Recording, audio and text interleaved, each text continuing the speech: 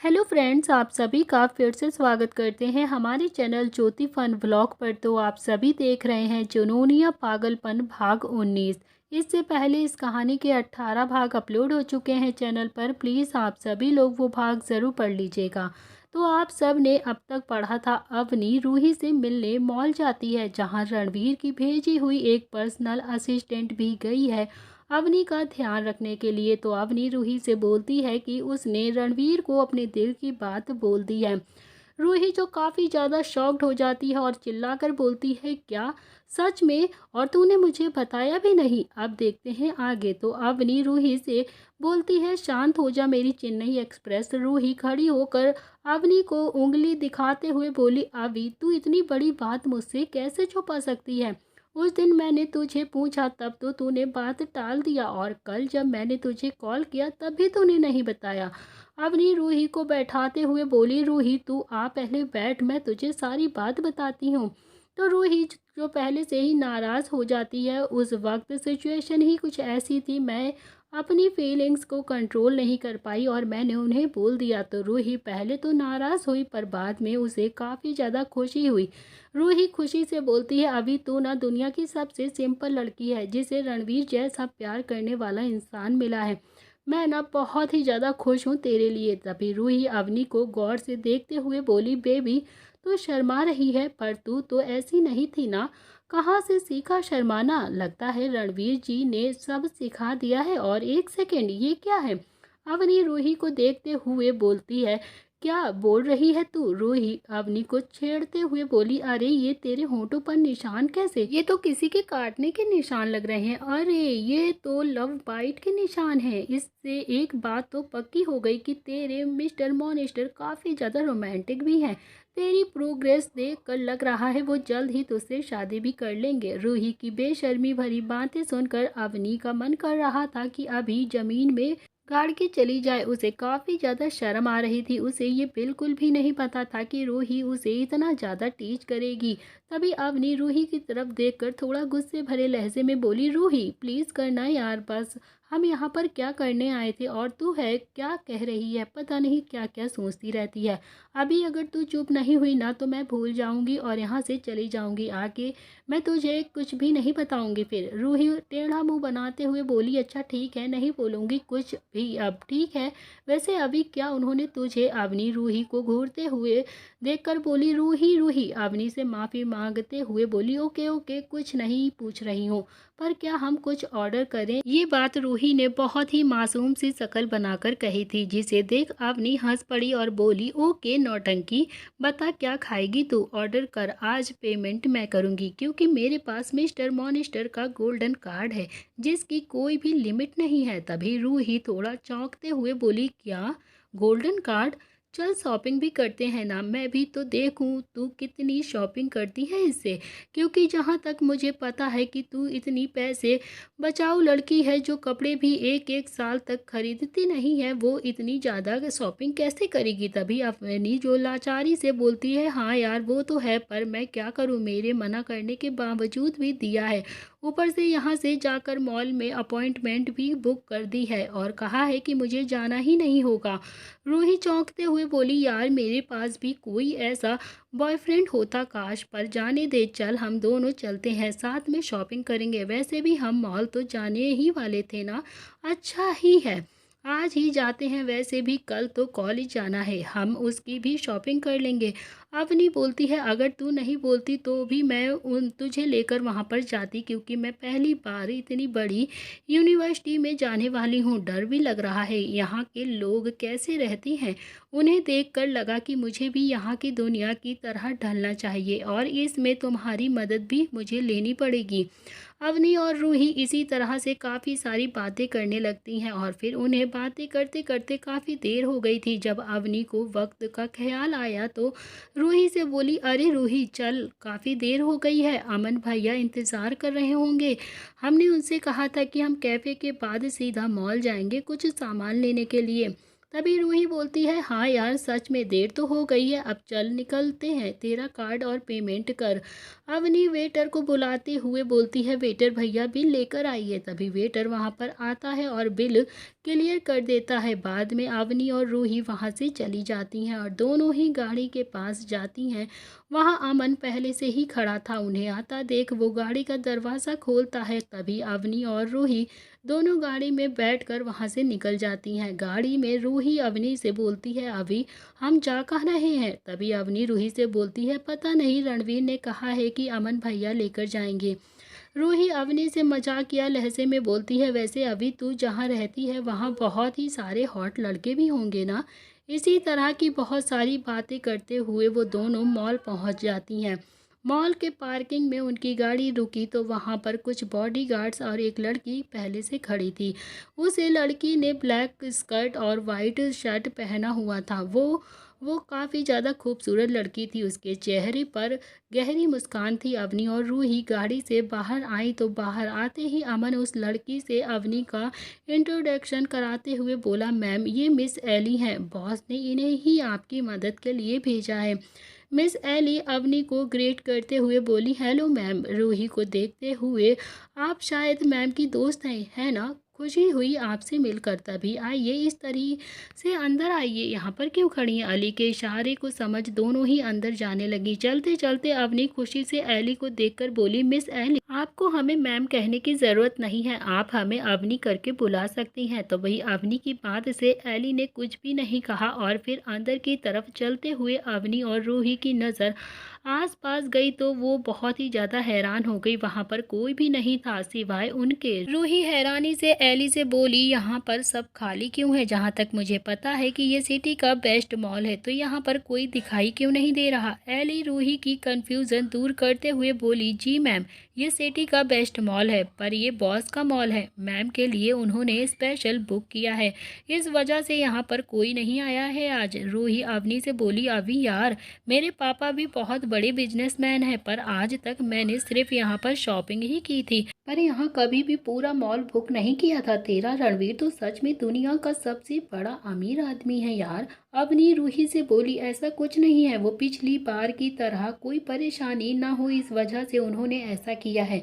दोनों ही बोलने में इतनी ज़्यादा गुम थी कि पता भी नहीं चला कि वो कब वीआईपी रूम में पहुंच गई। तभी अंदर पहुंचकर एली अवनी से बोली, मैम आप यहाँ पर बैठिए, ये लड़कियाँ आपकी साइज का ड्रेस लेकर आएंगी, फिर आप पसंद करके बता दीजिएगा। अवनी और रूही वहाँ पर सोफे पर बैठ गई और एक सेल्स गर्ल आई और अवनी का मेजरमेंट लेकर गई। जब तक ड्रेस रेडी हो रही थी तब तक उनकी खातिरदारी में कोई भी कमी नहीं की गई थी। उन्हें जो चाहिए था वो उनके मांगाने से पहले ही सब आ गया था। उन्हें पूरा मॉल भी घूमने की ज़रूरत नहीं पड़ी, एली ने सब वहीं पर अरेंज कर दिया था। उसके ड्रेस के साथ जो भी चाहिए था, जैसे ज्वेलरी, सैंडल्स, मेकअप, उसका मैनिक्योर, पेडिक्योर, सब वहीं पर आ गया था। अवनी ये सब कुछ नहीं करना चाहती थी, पर एली और रूही के मनाने के बाद वो मान गई थी और उसने आज तक ऐसा कभी भी नहीं किया था, पर आज वो कर रही थी। एली ने उसके लिए काफ़ी सारी शॉपिंग भी कर ली थी। जब तक वो रेस्ट करती तब तक उसने एक छोटी चीज़ लेकर वहाँ पर आ गई थी। करीब 3 से 4 घंटे शॉपिंग करके एली ने अवनी को एक ड्रेस ट्राई करने के लिए कहा, जो कि वो मान गई थी। वो एक सिंड्रेला ड्रेस थी जो कि वाइट कलर की थी। उसे पहनकर जब अवनी बाहर आई तो वहाँ के सभी लोग उसे देखते ही रह गए। अवनी सच में एक सिंड्रेला लग रही थी। उसकी नीली आंखें, खुले बाल, पैरों में हील्स और हाथ में ब्रेसलेट, होंठों पर डार्क रेड लिपस्टिक, इस लुक में अवनी काफ़ी ज़्यादा कहर ढा रही थी। अभी अगर रणवीर अवनी को देखता तो सच में पागल ही हो जाता। अवनी भी काफ़ी ज़्यादा खुश थी उस ड्रेस को पहनकर। तभी इधर दूसरी तरफ रणवीर अपनी ऑफिस के चेयर पर बैठा हुआ था और उसके सामने एक वीडियो चल रही थी, जिसे देखकर उसके चेहरे पर मुस्कान आ गई थी और दिल में बहुत ज़्यादा सुकून भर गया था। रणवीर लगातार उस वीडियो को ही देखे जा रहा था। एक पल के लिए भी उसकी नज़र उस वीडियो से नहीं हटी थी। तभी रणवीर अपना फ़ोन उठाकर किसी को कॉल पर बोलता है कि क्या सब कुछ रेडी है, तो इधर से किसी ने हाँ में जवाब देते हुए कहा। रणवीर बोला, गुड, मैं थोड़ी देर में वहाँ पर पहुँच रहा हूँ। फ़ोन रख कर रणवीर अपने मन में बोला, बस कुछ ही देर और फिर मुझे कोई भी नहीं रोक सकता, यहाँ तक तुम भी नहीं रोक सकती। तो दोस्तों, क्या होगा रणवीर का अगला प्लान, तभी इधर देखते हैं। अवनी जो मॉल में थी, रूही और एली के कहने पर उसने एक बहुत ही प्यारी ड्रेस पहनी हुई थी। उस ड्रेस में अवनी किसी एंजल की तरह ही लग रही थी। ड्रेस पहनने के बाद एली और रूही ने अवनी को रेडी करने के लिए एक रूम में भेज दिया। तभी थोड़ी देर बाद जब अवनी बाहर आई, वो अब पूरी तरह से रेडी हो गई थी। अवनी ने जो ड्रेस पहनी हुई थी उस पर उसके बालों का फूलों के साथ एक वन साइडेड बन गया था। चेहरे पर हल्का सा मेकअप किया हुआ था जिस पर डार्क रेड कलर की लिपस्टिक लगाई गई थी। अवनी के लुक को देखकर एली बोली, मैम आप तो सच में बहुत ही ज़्यादा प्रिटी लग रही हैं, just like a real princess. Ruhi भी अपना मुंह फाड़ते हुए अवनी को देखते हुए बोली, वाह यार, तू ना सच में बहुत ही ज़्यादा खूबसूरत लग रही है। अगर मैं सच में लड़का होती ना तो तुझे अभी लिप किस कर देती। बाय गॉड, तू किसी स्वर्ग की अप्सरा की तरह ही लग रही है। उनकी कॉम्प्लीमेंट सुनकर अवनी को बहुत ही ज़्यादा खुशी हो रही थी, पर रूही की किस वाली बात से उसे रणवीर की याद आ गई, और अगर अभी वो यहाँ पर होता तो सच में उसे किस कर देता।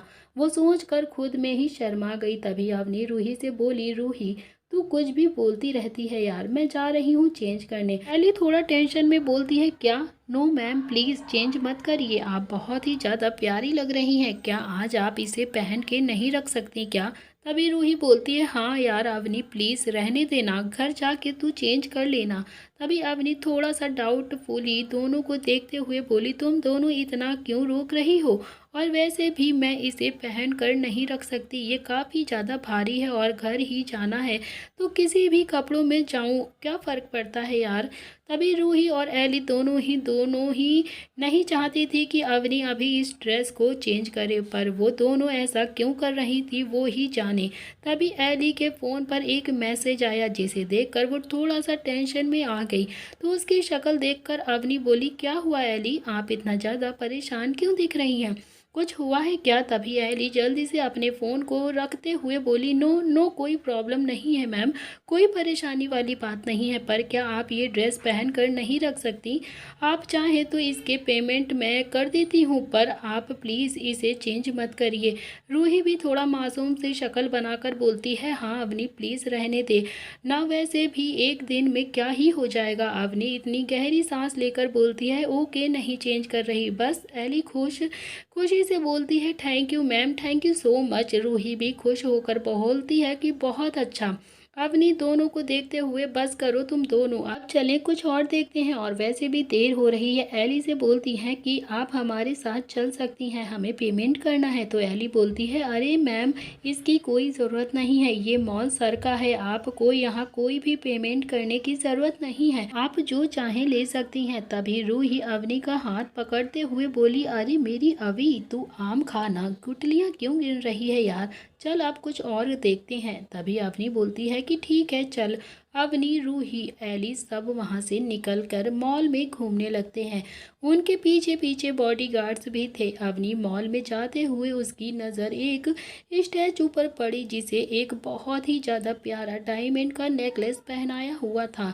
एक पल के लिए उसकी नज़र तो उस पर रुक ही गई, पर कुछ सोचकर वो सीधा वहाँ से जाने लगी। पर पूरा मॉल घूमने के बाद भी अवनी को कुछ भी नहीं लेना था। वहीं रूही, जिसने आज काफ़ी ज़्यादा शॉपिंग कर ली थी, अवनी ने बस जो ज़रूरी का सामान था वही लिया था, जैसे बुक, पेन, कॉफ़ीज़, उसने और कुछ भी नहीं लिया था। हाँ, एली ने उसके लिए काफ़ी सारे कपड़े, सैंडल्स और ज्वेलरी ले लिया था, पर वो भी काफ़ी कम थे। करीबन आधा घंटा और घूमने के बाद उन्हें शाम के 6 बज गए थे।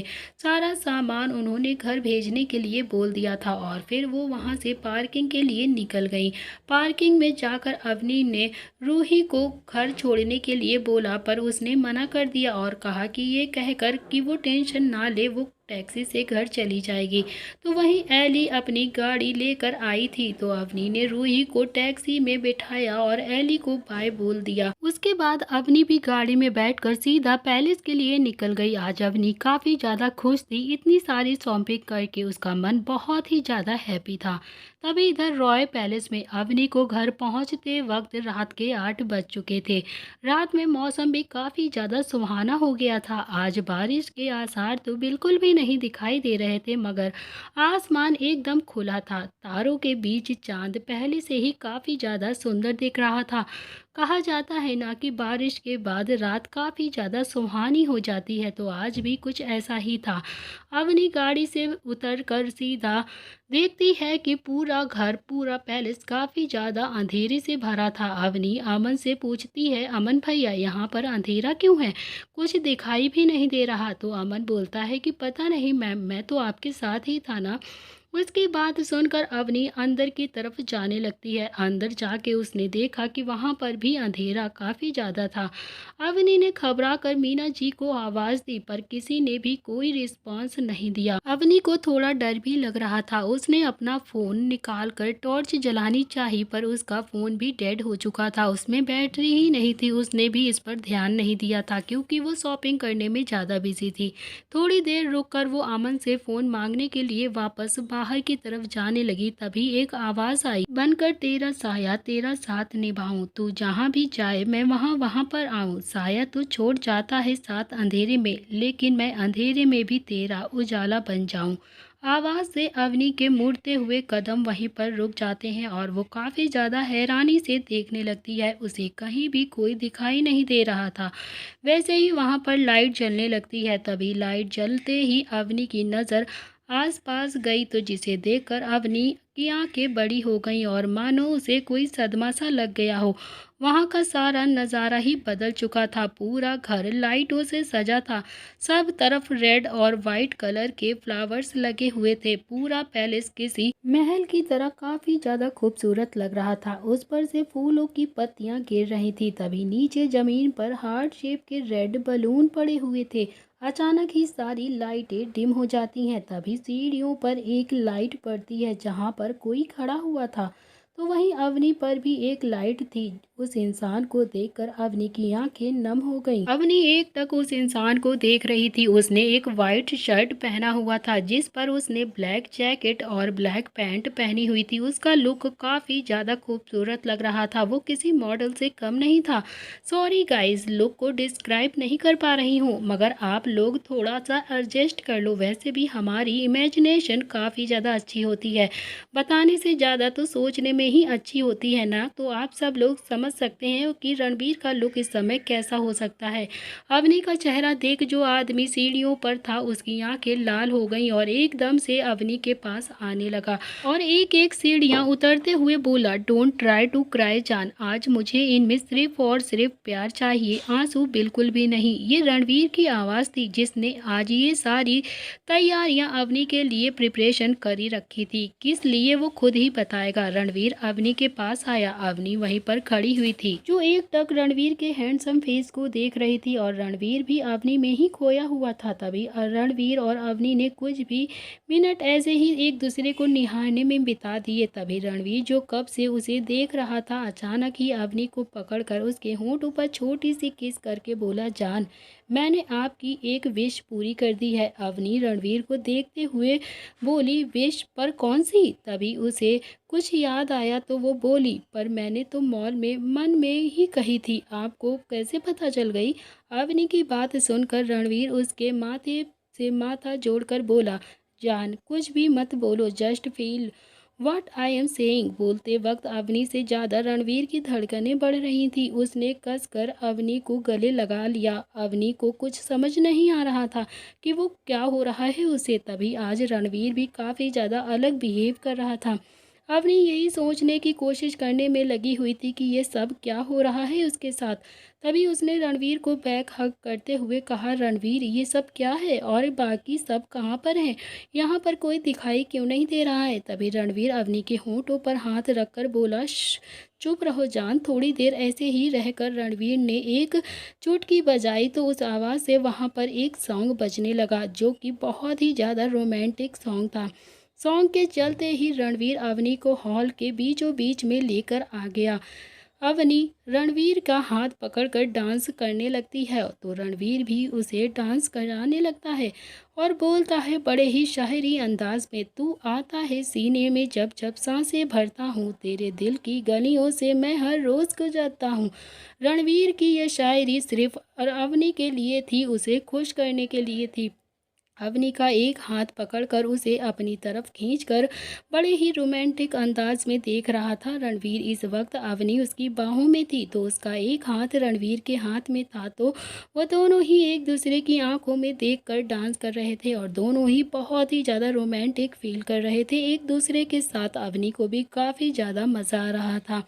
तभी फिर से रणवीर एक शायरी बोलता है, हवा के जैसे चलता हूँ तू, मैं रेत जैसे उड़ता हूँ, कौन तुझे यूँ प्यार करेगा जैसे मैं करता हूँ। जैसे ही रणवीर ने ये बात कही तो अवनी का हार्ट एकदम से ब्रेक होने लगा। रणवीर अवनी को टर्न करता है जिससे अवनी पीठ रणवीर के सीने से जा लगती है। रणवीर अवनी के कंधे पर किस कर देता है। इस एहसास से अवनी की बॉडी में एक सिरहान पैदा होती है जिसे वो अच्छे से फील कर पा रही थी और उसकी रूह एक जैसी होने लगी थी जैसे रणवीर की रूह से मिलना चाहती हो। तभी वो फिर से बोला, मेरी नज़र का सफ़र तुझ पे ही आके रुके, कहने को तो बाकी है क्या कहना था जो कह चुके। जैसे ही रणवीर ने ये कहा तो अवनी उसे बड़ी ही हैरानी से आंखें बड़े करके देखने लगी। तभी अवनी रणवीर से दूर जाने लगी। तभी रणवीर ने उसे खींचा और उसने अवनी का एक हाथ अपने गले में डाला और दूसरे अपने हाथ में लेकर उसे ऊपर की तरफ उठाते हुए उसे ऐसे देख रहा था जैसे अभी उसे किस कर देगा। तभी वो फिर से बोलता है, मेरी निगाहें हैं तेरी निगाहों की, तुझे खबर ही क्या है बेखबर, मैं तुझसे ही तो छुप छुप कर तेरी आंखें पढ़ता हूँ, कौन तुझे यूँ प्यार करेगा जैसे मैं करता हूँ। जैसे ही रणवीर ने ये देखा तो उसकी आंखें एकदम से मोहब्बत से भर गई थी। तभी रणवीर ने अवनी को फिर नीचे उतारा और उसे थोड़ा सा पीछे की तरफ ढकेला। इससे अवनी थोड़ी सी झुकी हुई थी और रणवीर उसके ऊपर उसकी कमर थामे हुए था। उसने अवनी के गाल पर छोटी सी किस करके बड़े ही रोमांटिक अंदाज में फिर से कहा कि तू जो मुझे जो आ मिला है, सपने हुए सिर फिरे से हमारे, हाथों में आते नहीं थे हम, उड़ते थे लम्हे हमारे, मेरी हंसी तुझसे ही मेरी खुशी तुझसे ही, तुझे खबर क्या है बेखबर, जिस दिन तुझको ना देखूं ना तो पागल पागल फिरता हूँ, कौन तुझे यूँ प्यार करेगा जैसे मैं करता हूँ। रणवीर ने अवनी को फिर से एक रोमांटिक शायरी सुनाई जिससे अवनी जो पहले से ही काफ़ी ज़्यादा हैरान थी वो आज रणवीर का ऐसा अंदाज देखकर और भी ज़्यादा हैरान हो रही थी। उसे तो यकीन ही नहीं हो रहा था कि रणवीर इतना ज़्यादा रोमांटिक है। तभी रणवीर ने अवनी को खड़ा किया और अवनी ने अपने दोनों हाथ रणवीर के गले में डाल दिए और उसके बाद उसके होंठों पर किस करने लगी। कुछ पल उसे किस करके दोनों ही एक दूसरे से अलग होते हैं। तभी रणवीर अवनी के दोनों हाथ अपने हाथ में थाम कर धीरे से बोला, तेरी जुदाई के लम्हे मुझे हर वक्त बेकरार करते हैं, मेरे हालात मुझे हर वक्त लाचार करते हैं, कैसे कहें कि हमें तुमसे प्यार है, इतना प्यार है कि हम उसे बयां कर नहीं सकते, चलो आज हम तुमसे अपने प्यार का इजहार करते हैं। इस लाइन को जैसे ही अवनी ने सुना तो मानो उसे यकीन ही नहीं हो रहा है कि आखिर ये सब जो हो रहा है वो सच है या फिर झूठ। तभी अवनी को ऐसे ही हैरान छोड़कर रणवीर नीचे अपने एक घुटने पर बैठ गया तो अवनी जो एक एक करके काफ़ी ज़्यादा शॉक्ड लग रहे थे उसे वो और भी ज़्यादा शॉक्ड हो गई। रणवीर को ऐसा देखकर अवनी की धड़कनें बढ़ रही थी, वो अपने मुंह से शब्द भी नहीं निकाल पा रही थी कि वो क्या बोले। तभी रणवीर को ऐसे देखकर मानो वो मूर्ति ही बन गई हो। उसी वक्त रणवीर और एक झटका देते हुए अपनी पॉकेट से एक डिब्बी निकालता है और अवनी के सामने खोलते हुए बोला, जान आई लव यू, क्या आप हमारी जिंदगी का हिस्सा बनेंगी? जब से हमने आपको मनाली में पहली बार देखा था तब से हमारे होश उड़ गए थे आपको देखकर। हम हर वक्त बस आपके बारे में ही सोचते थे और हमेशा आपके साथ ज़िंदगी बिताना चाहते थे। आपके बिना जीना हम सोच भी नहीं सकते हैं। अगर आपको ना देखें ना तो हम सांस भी नहीं ले पाते हैं। आप हैं तो हम हैं, अगर आप नहीं हैं तो हमारा भी कोई वजूद नहीं है। क्या आप हमारी ज़िंदगी बनेंगी? आप हमारा सुकून है। क्या आप अपनी लाइफ में हमें थोड़ी सी जगह देंगी? क्योंकि हम अब आपके बिना एक पल भी नहीं जी सकते। तो दोस्तों, इस तरीके से रणवीर ने अपने प्यार का इजहार अवनी के साथ कर दिया है। तो क्या प्रपोजल एक्सेप्ट करेगी अवनी रणवीर का या फिर उसे कुछ और ही जवाब देगी?